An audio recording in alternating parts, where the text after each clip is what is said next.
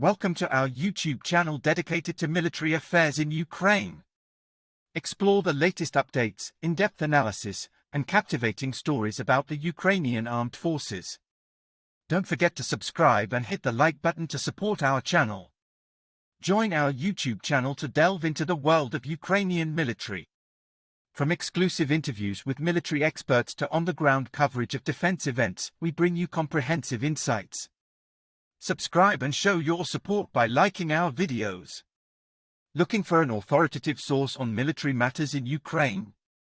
Subscribe to our YouTube channel for regular updates, informative videos, and engaging discussions.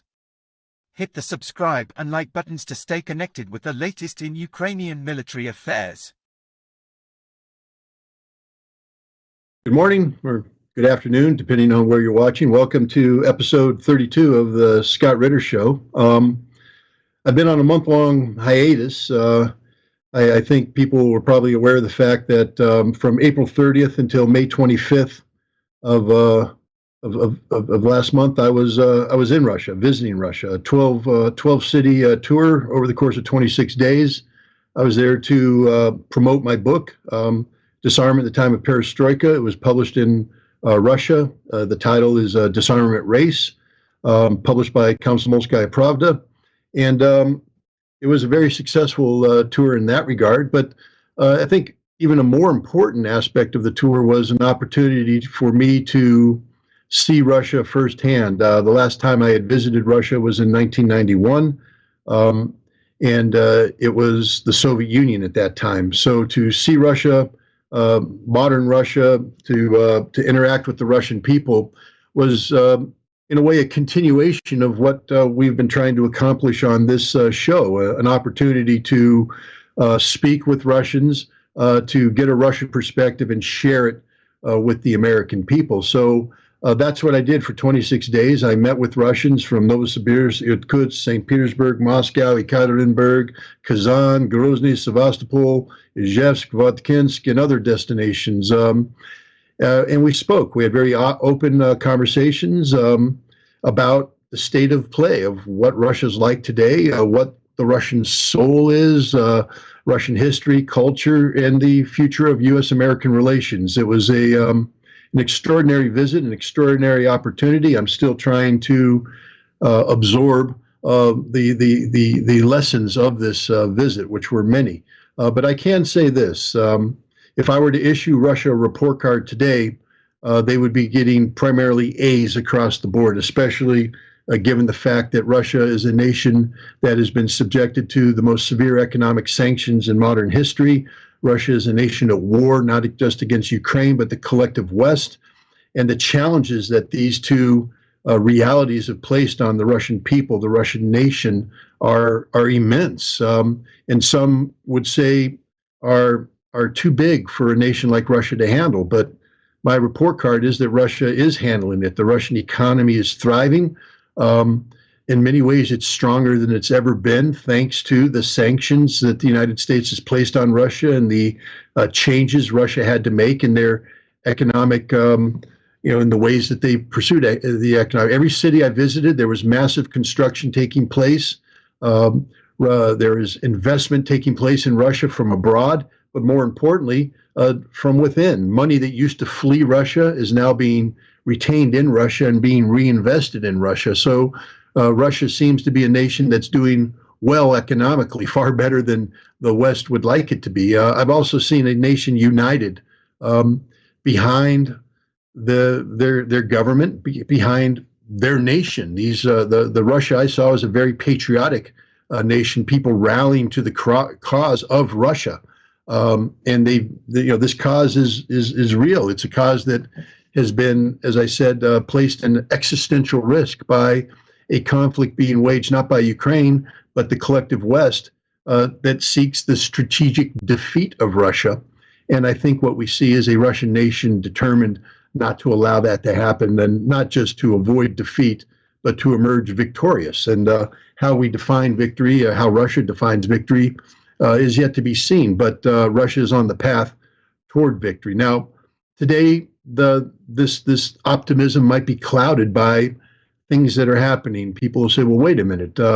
Aren't there drone strikes against Moscow? Isn't the Ukrainians launching attacks against Belgorod area? And what about this Ukrainian counteroffensive? It appears to have begun. Is Russia? How can you say Russia's doing well when you have all this taking place? These are fair questions, and I couldn't think of a better person to discuss these questions than our guest today, Alexander Mikhailov. He's the head of the Bureau of Military Political Affairs, an experienced Russian specialist, a politician, and a man who has his finger on the pulse of all things Russia. So, Alexander, I want to thank you for coming here today.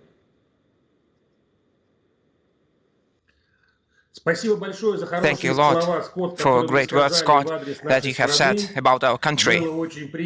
It has been a pleasure to listen to such words from the American citizens. It's, a rare case when we listen to such frank words about our country, particularly over the recent years. At the same time, I would agree with you that we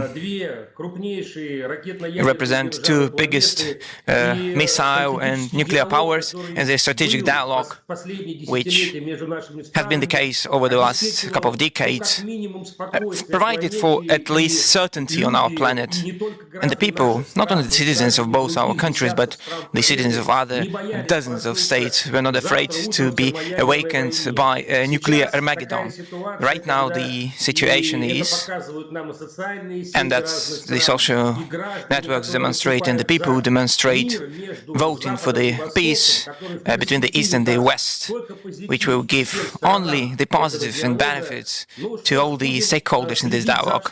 So let's follow the situation. Unfortunately, right now in Russia, and you were right to mention that in regions of Bryansk, Belgorod and Kursk regions, which have direct borderline with Ukraine, a very, very unfavorable military situation, Russia is not conducting offensive on Ukrainian borderline. Now it is in retreat, but the adversary is using both air and heavy artillery systems. The defenders of this borderline saw in South Donetsk Leopard tanks. It was the first time, and there is evidence from the people on the front line. So the Ukrainian army is using German tanks, which were supplied to Ukraine from Europe. So far, we don't see many of them, just some spots. But the dialogue which happened in November concerning the Leopard, now it's June, and we already witness Leopard in operation on the borderline. So it's not the speed what the Ukrainians were expected to get these heavy systems, but it is in war conflict against Russian group. The situation is not very easy.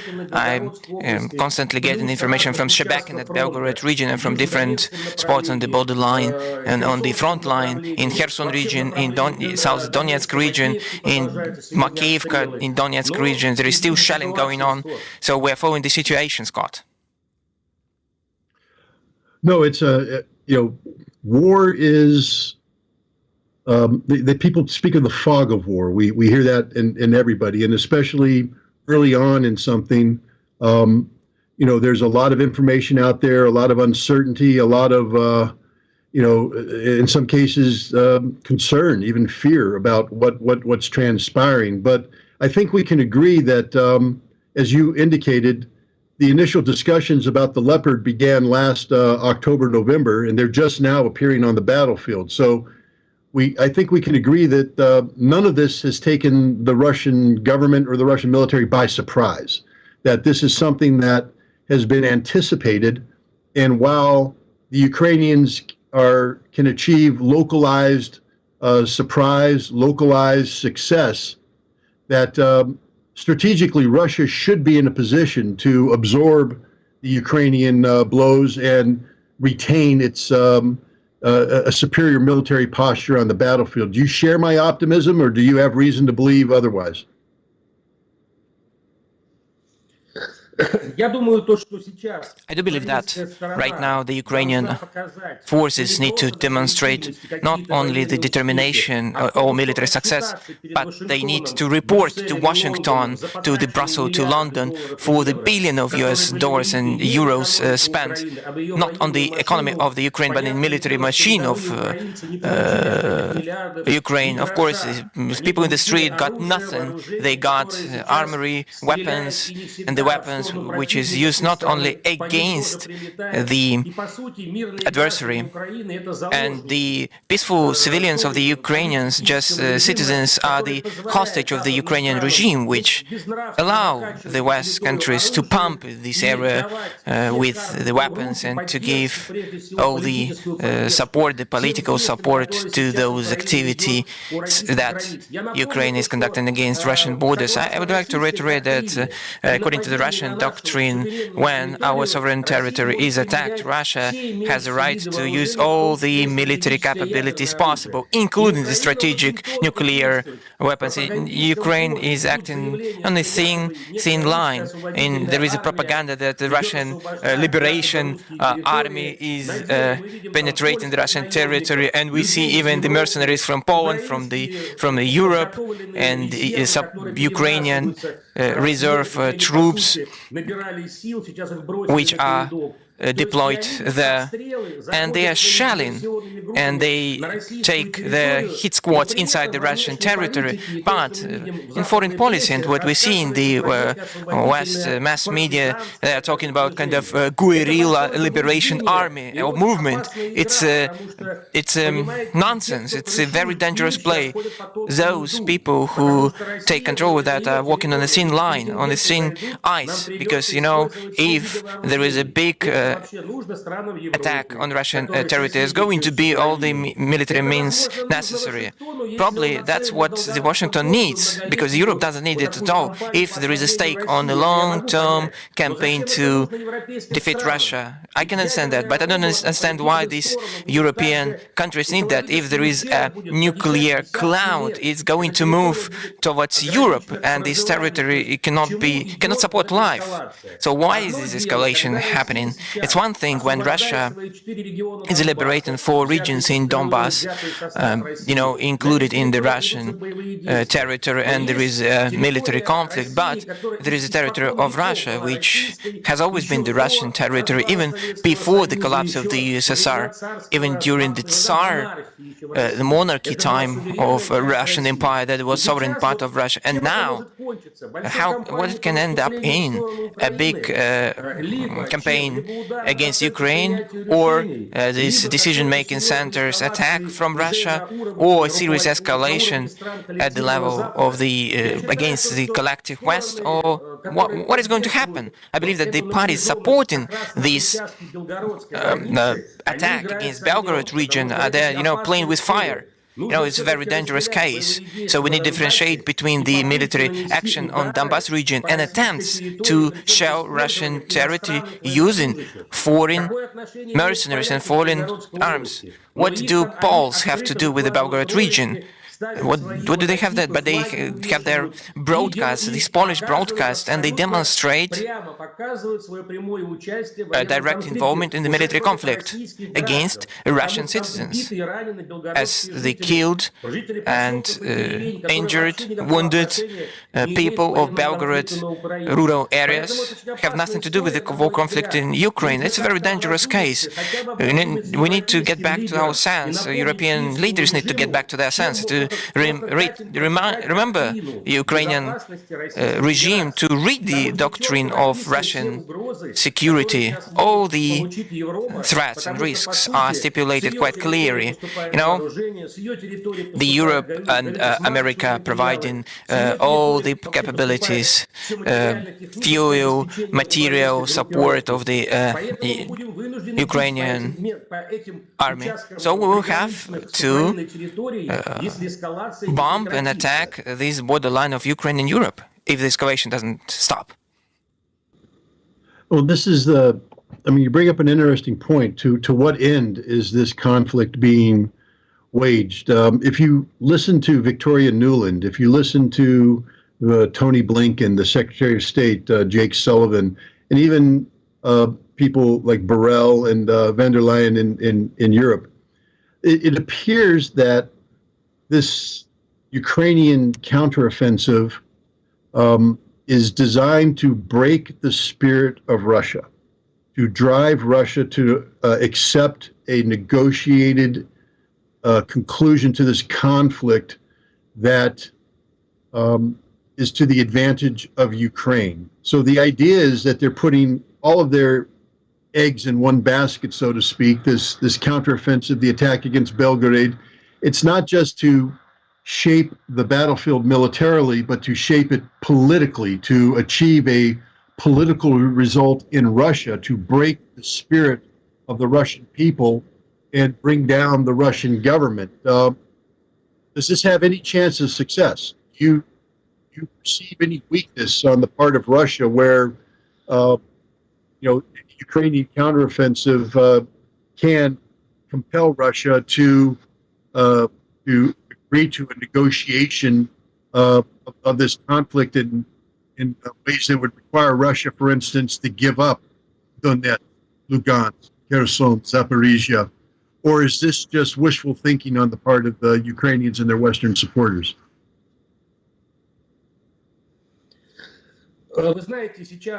You know, on the other side of the front line, there is a legend, there is a myth, which is connected with the World War I, 1917, when the historical event, the Russian army reversed and went back to remove the authorities which had sent that. And there was a revolution, there was a civil war. So the war was a kind of a catalyst of the coup d'etat and regime change in 1917.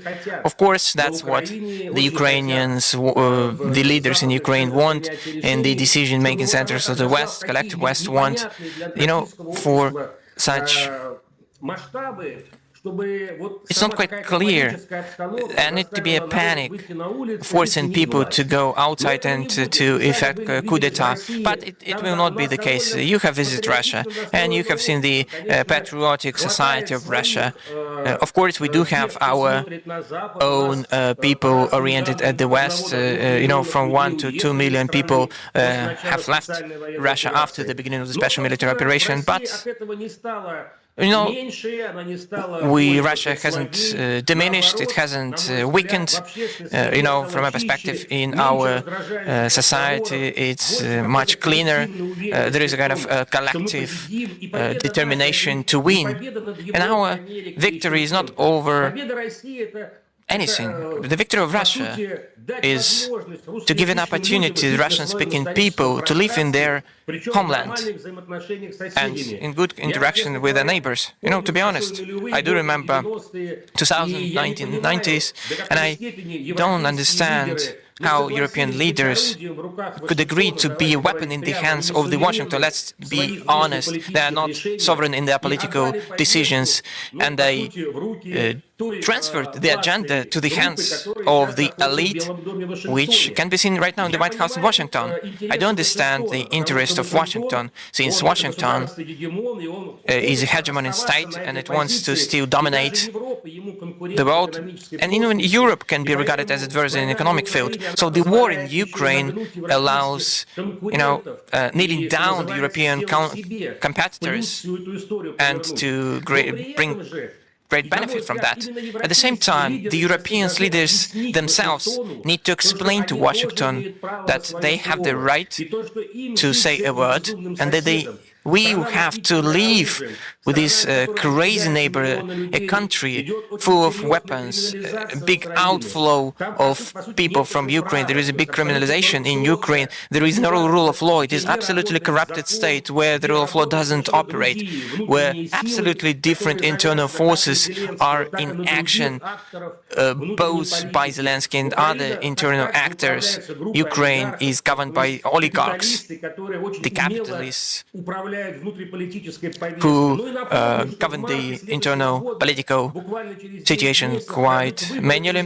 And I would like to reiterate that in 9 months in 2024, the election is going to happen, the presidential election is going to happen. No, it's not going to be the case. They're not going to cancel the election. Washington will not allow Zelensky not to conduct the presidential election. Now we are going to have a new stage of pumping the Ukrainian with political models and different statements. We will see a big clash between the domestic political groups. I believe that even until the election, Zelensky cannot be the president anymore. It might be the way of how to hide Zelensky from retribution. So he can take his post till March, and then he will